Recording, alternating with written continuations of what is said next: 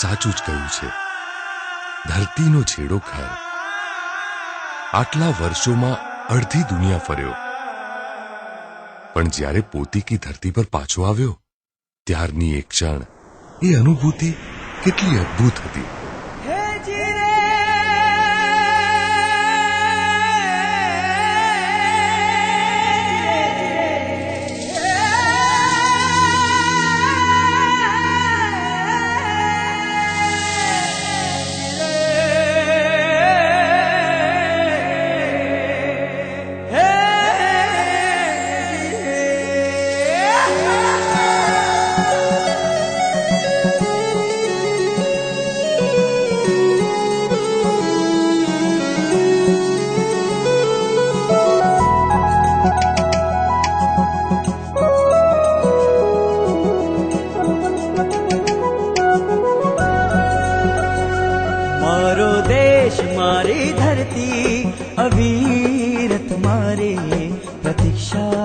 प्रतीक्षा करती मारो देश मारी धरती अविरत मारी प्रतीक्षा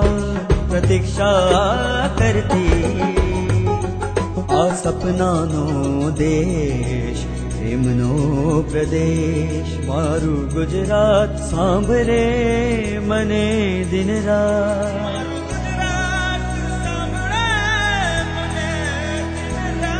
દુનિયામાં સૌથી નારું ગુજરાત મારું ગુજરાત મારું ગુજરાત મારું ગુજરાત આપણું આગવું ગુજરાત મારો દેશ મારી ધરતી અવિરત મારી પ્રતીક્ષા કરતી.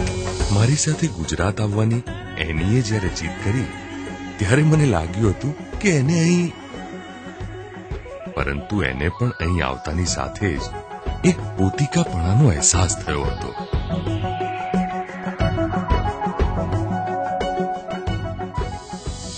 મને અહીં આવ્યાને 6 મહિના થઈ ગયા, પણ લાગે છે જાણે ગઈકાલની જ વાત હોય. મને એરપોર્ટ પર લેવા માટે આવેલા બાપુજીની આંખોમાં કેટલું હેત ઉભરાયું હતું.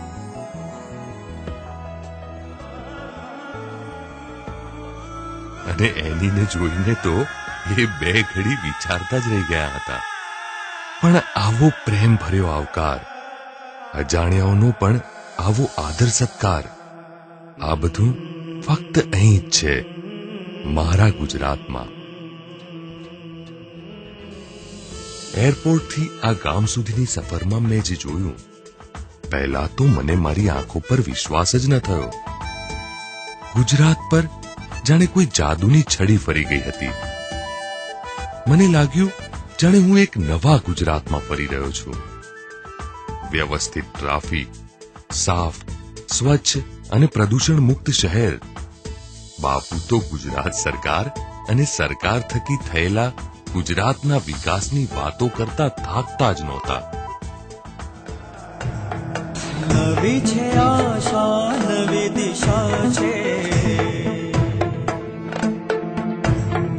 નવી છે આશા, નવી દિશા છે, ઉગ્યો સૂરજ પતિ નિશા છે, મૂંઝવણ વાળા ઈદ વિદ્યા, સઘળી જંગો આપણે જીત્યા, સુવિધાનું સ્વર્ગ બન્યું સારું ગુજરાત, મારું ગુજરાત, આપણું ગુજરાત.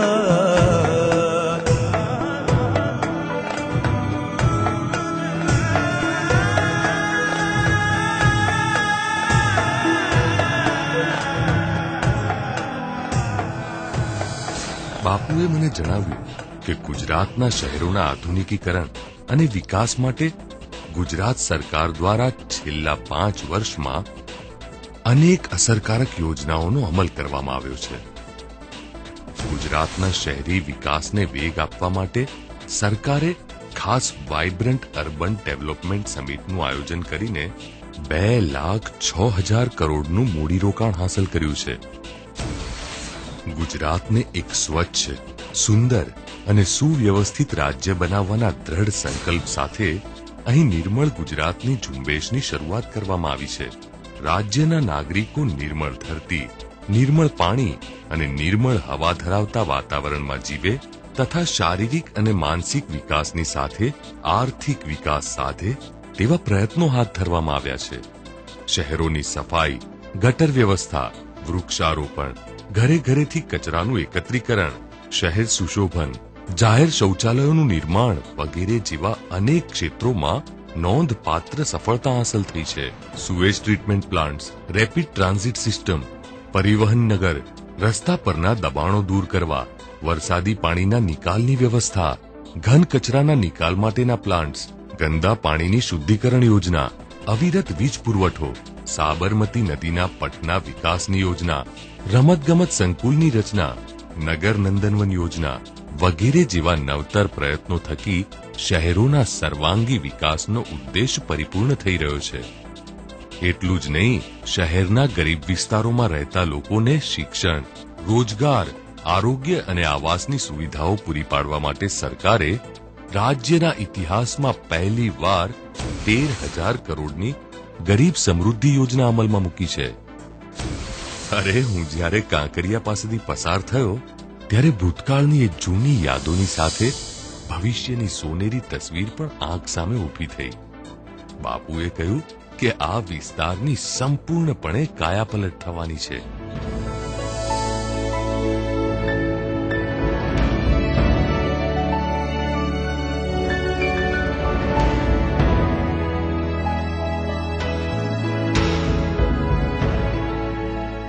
ગુજરાતની અસ્મિતાની ખરી ઓળખ તો મારી બાએ એનીને કરાવી.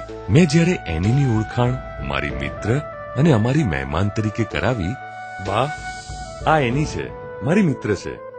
હું એને એની ઘણી બધી વાતો કરતો હતો અને એને પણ ગુજરાત ફરવા આવવાની ઘણી ઈચ્છા હતી, એટલે હું એને મારી સાથે જ લેતો આવ્યો.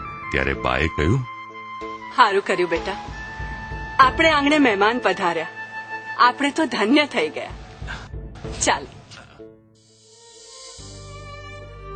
મને આજે પણ એ દિવસો યાદ છે જ્યારે આ ગામથી શહેર સુધી પહોંચતા આખો દિવસ નીકળી જતો અને એ દિવસે અમે આંખના પલકારામાં શહેરથી અહીં સુધી આવી ગયા. વર્ષોથી મારી રાહ જોતી મારી બા સુધી મને આટલી ઝડપથી પહોંચાડનારા આ રસ્તા ન જાણે કેટલાય લોકોને મંજિલ સુધી ઝડપથી પહોંચાડતા હશે. કેડી કેડી રસ્તા રસ્તા, કેડી કેડી રસ્તા રસ્તા, રસ્તા રસ્તા કેડી કેડી, વિકાસ કેરી ગાથા કહેતા પ્રગતિના પંથે છે મારું ગુજરાત, આપણું આગવું અમારું ગુજરાત. કેડી કેડી રસ્તા રસ્તા, રસ્તા રસ્તા કેડી કેડી.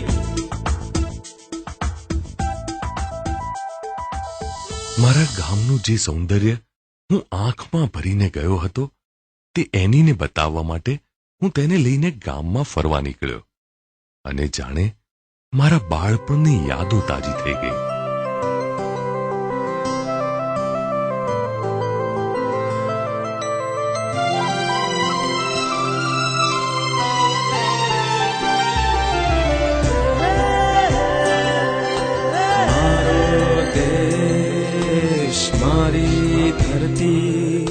અવિરત મારી પ્રતીક્ષા કરતી આ સપનાનો દેશ, પ્રેમનો પ્રદેશ મારું ગુજરાત મન સાંભળે દિન રાત. દુનિયામાં સૌથી ન્યારું ગુજરાત, મારું ગુજરાત, આ મારું ગુજરાત.